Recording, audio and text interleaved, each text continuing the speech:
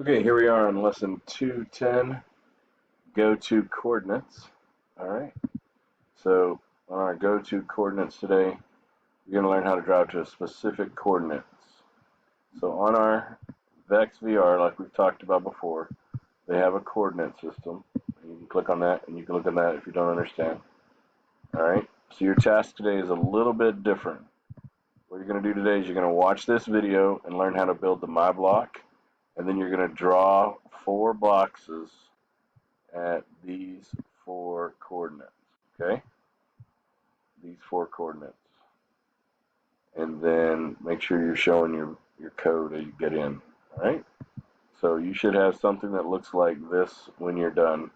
Your square is a simple 200 by 200 square or 100 by 100 square, and get that done.